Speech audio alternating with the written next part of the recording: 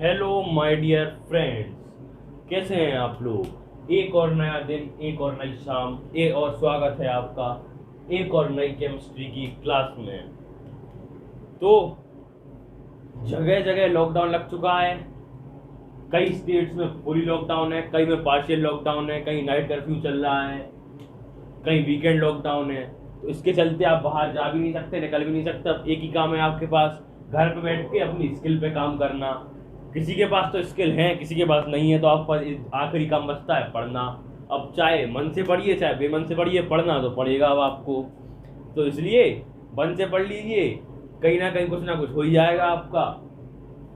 और लॉकडाउन का पालन कीजिए, घर पे बैठिए, बचे रहेंगे, कोरोना से संक्रमित नहीं होंगे।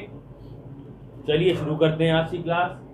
हम पढ़ रहे थे एस ब्लॉक एलिमेंट्स। एक बात और, जो इनऑर्गेनिक केमिस्ट्री है, इसमें आपको भर भर के एक्सेप्शन मिलेंगे, ढेरों एक्सेप्शन मिलेंगे इसमें आपको। इतने बरसेंगे एक्सेप्शन कि आप बटोर नहीं पाएंगे। शर्ट को फैला लेंगे तो भी नहीं बटोर पाएंगे झोली में, इतने एक्सेप्शन है इनऑर्गेनिक केमिस्ट्री में। उस एक्सेप्शंस के भी रीजन है जिनको हम आपको बताएंगे, पर फाइनली याद तो आपको उनको करना ही पड़ेगा, इतने एक्सेप्शंस हैं। तो हमारा चल रहा था S block elements, group one जो था एस ब्लॉक का, जिसमें हमको देखना lithium, sodium, potassium, rubidium, caesium. उसके हम प्रॉपर्टीज देख चुके थे, जनरल प्रॉपर्टीज देख चुके थे। अब हमको उनके उसके बारे में क्या देखना है, ट्रेंड्स देखने हैं। ठीक, तो एनसीईआरटी की बुक खोल लीजिए, उससे एक बार पढ़ते जाइए साथ साथ में। हम आपको बताते हैं इसकी ट्रेंड्स एंड प्रॉपर्टीज क्या क्या होती हैं। ठीक, चलिए शुरू करते हैं। तो चलिए पहला ट्रेंड देखते हैं हम। पहला नंबर पे हम देखेंगे क्या, एटॉमिक रेडियस।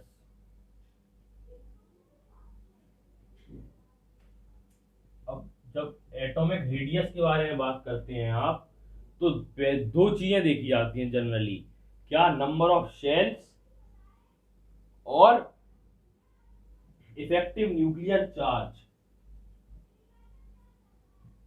जब आप डाउन दी ग्रुप जाते हैं तो साइज भी बढ़ रही, जो एटॉमिक साइज है वो भी बढ़ रही, शेल्स बढ़ रहे, नंबर ऑफ सेल, क्योंकि because number of shells are increasing.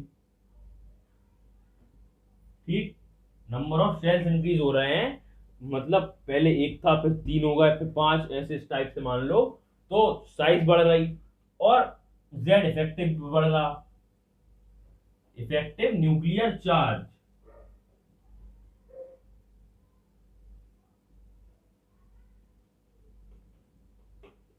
Effective nuclear charge भी बढ़ रहा है, ठीक है ना। तो अब इन दोनों में से आप साइज को प्रेफरेंस देते हैं जेड इफेक्टिव से ज्यादा। जेड इफेक्टिव बढ़ती है तो साइज क्या होती है, वो इलेक्ट्रॉन्स को अट्रैक्ट करती है, तो साइज थोड़ी कम होती है। पर इन दोनों में से आप साइज को प्रेफरेंस देते हैं तो अनएक्सेप्शनली साइज इंक्रीज होती है। मतलब lithium sodium, lithium sodium, potassium, rubidium, caesium, no exception, unexceptionally size increase होती है। हमने क्या देखा, जब एटॉमिक रेडियस बढ़ रही है, मतलब डाउन दी ग्रुप जा रहे, तो नंबर ऑफ सेल्स इंक्रीज हो रहे, तो साइज बढ़ रही, और इफेक्टिव न्यूक्लियर चार्ज भी बढ़ रहा। इफेक्टिव न्यूक्लियर चार्ज का क्या इफेक्ट होता है, इफेक्टिव न्यूक्लियर चार्ज का इफेक्ट होता है कि जब न्यूक्लियर चार्ज बढ़ेगा तो वो इलेक्ट्रॉन्स को और अपने पास अट्रैक्ट करेगा, तो हल्की हल्की साइज छोटी होती है, ठीक है ना। पर इन दोनों इफेक्ट में से आप साइज के इफेक्ट को ज्यादा मानते हैं, मतलब अनएक्सेप्शनली साइज को कंसीडर करते हैं। तो साइज इंक्रीज करती है डाउन दी ग्रुप, मतलब down the group atomic radius increase कर रहे हैं, मतलब लिथियम की सबसे छोटी होगी, सीजियम की सबसे बड़ी होगी रेडियस, ठीक है ना। अब दूसरा आप देखेंगे आयनिक रेडियस।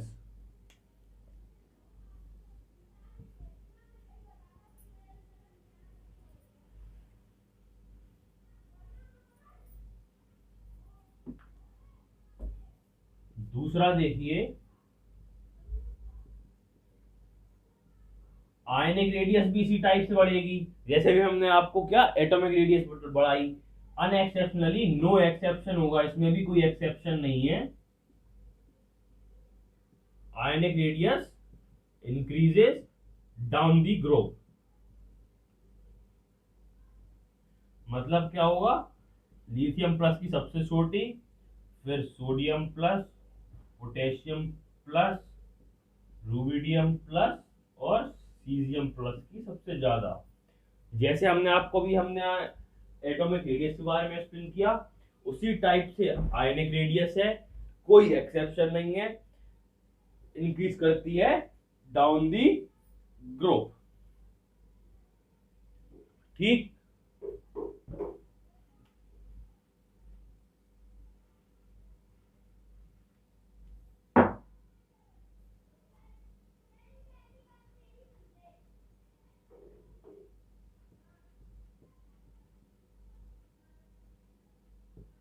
अब जो अगला ट्रेंड देखेंगे आप, वो है आयनाइजेशन एनर्जी। अब हमारा जो अगला ट्रेंड है वो है आयनाइजेशन एनर्जी। अब पहली बात तो आयनाइजेशन एनर्जी होती क्या है? क्या होती है ionization energy? It is the energy required to remove an outermost electron from an isolated gaseous atom. अब आप कहेंगे ये क्या अंग्रेजी बड़बड़ा दी। आयनाइजेशन एनर्जी क्या होती है? जो outer most loosely bounded electron है किसी भी आइसोलेटेड गैसियस एटम का, उसका जो लास्ट सेल का लास्ट इलेक्ट्रॉन है, उसको निकालने के लिए जो एनर्जी रिक्वायर्ड होती है उसको कहते हैं आप आयनाइजेशन एनर्जी। ठीक, समझे आयनाइजेशन एनर्जी क्या होता है? तो आयनाइजेशन एनर्जी जो है डिक्रीज होती है down the group. Ionization energy decreases down the group. क्यों? क्योंकि साइज इंक्रीज हो रही, जेड इफेक्टिव इंक्रीज हो रहा, तो आयनाइजेशन एनर्जी डिक्रीज होगी। कैसे? साइज बढ़ रहा एटम का। ठीक है, साइज एटम का बढ़ जाएगा तो क्या है, जो लास्ट इलेक्ट्रॉन की जो दूरी है न्यूक्लियस से वो कम हो जाएगी, सॉरी बढ़ जाएगी। जो लास्ट इलेक्ट्रॉन की न्यूक्लियस से दूरी है, साइज बढ़ने पे वो दूरी बढ़ जाएगी। तो जितना दूर रहेगा इलेक्ट्रॉन न्यूक्लियस से, उतनी कम एनर्जी देनी पड़ेगी उस इलेक्ट्रॉन को उस एटम से बाहर निकालने के लिए। ठीक है ना? तो इसलिए बाहर वाले एटम की आयनाइजेशन एनर्जी, जो बड़ा एटम है उसकी आयनाइजेशन एनर्जी सबसे कम लगती है, और जो स्मॉलेस्ट एटम है उसकी आयनाइजेशन एनर्जी सबसे ज्यादा लगती, मतलब डिक्रीजेस डाउन दी ग्रुप। कैसे? लिथियम की सबसे ज्यादा होगी, फिर सोडियम, पोटेशियम, रुबिडियम और सीजियम की। ठीक है, क्लियर है इसमें आयनाइजेशन एनर्जी। अब जो अगला ट्रेंड हमें देखना है, फोर्थ ट्रेंड मेल्टिंग पॉइंट का।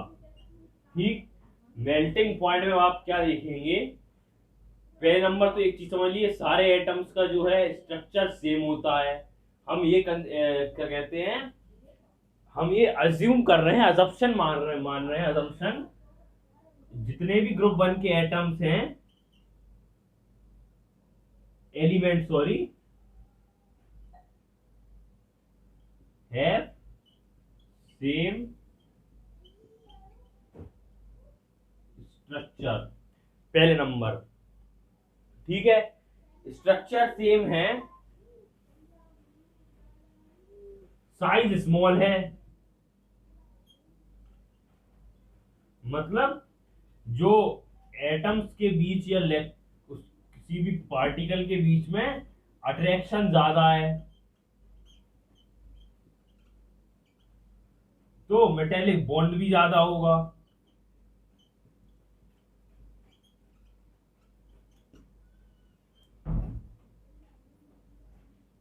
मतलब जैसे ये स्ट्रक्चर है किसी एटम का, तो हम ऐसा अज्यूम कर रहे हैं कि सारे स्ट्रक्चर का, सारे एटम के एलिमेंट के का स्ट्रक्चर सेम है, और ये हम पढ़ चुके कि इनकी साइज छोटी है। साइज छोटी तो फोर्स ऑफ अट्रैक्शन ज्यादा, फोर्स ऑफ अट्रैक्शन ज्यादा तो जो बॉन्ड है वो ज्यादा होगा। यहाँ मोर लिख लीजिए। तो मेल्टिंग पॉइंट क्या होगा, मेल्टिंग पॉइंट सबका ज्यादा होगा, means melting point more increases down the group. ये भी क्या है, इंक्रीजेस डाउन दी ग्रुप, ठीक है ना। Lithium, sodium, potassium, rubidium, caesium, ठीक है। ये भी unexceptionally down the group increase कर रहा था। पर अब जो हम अगली जो वो देखेंगे ट्रेंड, उसमें भैया आपको एक्सेप्शन देखने को मिलेगा। अब ऐसा क्यों होगा ये भी हम आपको बताएंगे। वो एक्सेप्शन रटने को तो नहीं कहेंगे, हम यही बताएंगे कि आप वो एक्सेप्शन क्यों है, ऐसा किस वजह से है, किस लिए है, ये सब बताएंगे हम आपको। तो आगे देखते हैं हम।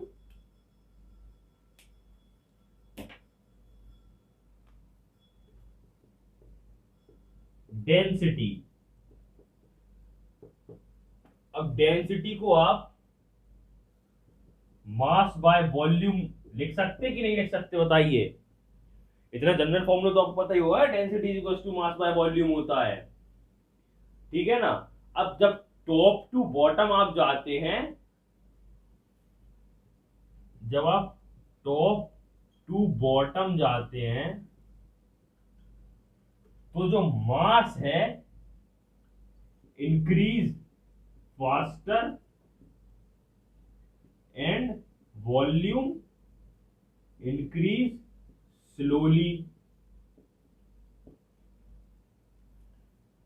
मतलब जो आप ऊपर से नीचे आते तो मास ज्यादा जल्दी बढ़ता है कंपैरेटिवली वॉल्यूम के।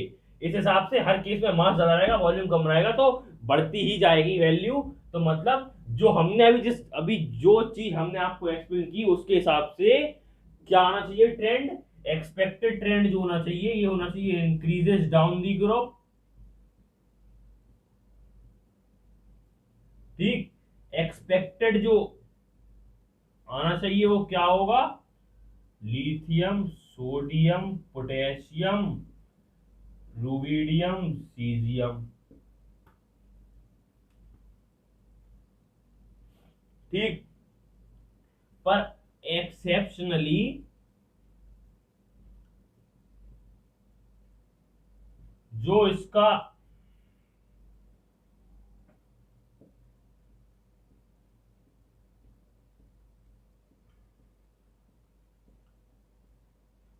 ट्रेंड आता है, मतलब जो पूछा जाएगा आपसे वो ये आता है। मतलब हमने जो लिखा है इसको हम फिर से बता देते हैं। इस केस में क्या होता है, लिथियम की तो ठीक है सबसे कम है, पर यहां पर सोडियम की पोटेशियम से ज्यादा है। मतलब सोडियम पोटेशियम पहले आएगा, सोडियम बाद में आएगा, ऐसे लिख लीजिए आप, आपको क्लियर हो जाएगा। लिथियम, फिर पोटेशियम, फिर सोडियम, फिर रुबिडियम और फिर सीजियम, ठीक है ना। अब आप कहेंगे ऐसा क्यों हुआ, यही कहेंगे ना आप, ऐसा क्यों हुआ। तो पहले सोडियम की कॉन्फ़िगरेशन लिखिए, 1s2 2s2 2p6 3s1 6 7 8 9 10 1 11। अब पोटेशियम की लिखिए, बताइए, आप बताइए क्या होती है, अपनी अपनी कॉपियों में लिखिए क्या होती है। 1s2 2s2 2p6 3s2 3p6 4s1, यही होती कि नहीं होती, एक बार चेक कर लीजिए, यही होती है, ठीक है ना। अब क्या होता है, जो पोटेशियम के लिए अगर आप देखेंगे, तो पोटेशियम के लिए जो यहां पर क्या है, देखिए 1s2 आया, 2s2 आया, 2p6 आया, 3s2 आया, 3p के बाद 3d आना चाहिए यहां पर 3d नहीं आता है। तो मतलब 3d के 10 सेल्स यहाँ पर ज्यादा एक्सटेंड हुआ, 4s तो वो हम अब्बा रूल से ले लेते, पर आना चाहिए जनरली 3d, वो एस्केप कर गया। तो मतलब पोटेशियम के केस में क्या हो रहा है, generally number of shell increasing faster, मतलब वॉल्यूम ज्यादा जल्दी बढ़ रहा इन कंपैरिजन टू मास इस केस में। तो मतलब जो पोटेशियम है, पोटेशियम का सोडियम से कम रहेगा, सोडियम का पोटेशियम से ज्यादा है, इसलिए हमने यहाँ पर lithium, potassium, sodium, rubidium, caesium लिया है। ठीक है, ये था डेंसिटी का ट्रेंड जिसमें एक्सेप्शन है। तो अब आज की क्लास के लिए इतना ही रखते हैं। अगली क्लास में हम आपको बताएंगे फोटोइलेक्ट्रिक इफेक्ट और इसके आगे का और बाकी जो बचा हुआ पार्ट है। ठीक है, इतना आप पढ़ के आइएगा, एक बार रिवाइज करके आइएगा। बाकी वीडियो को प्लीज ज्यादा से ज्यादा शेयर करें, सब्सक्राइब करें, लाइक जरूर करें, ये सब करना मत भूलें। अगर आप हमको इसी तरह सपोर्ट दिखा सकते हैं प्लीज ऐसा जरूर करिए। Thank you.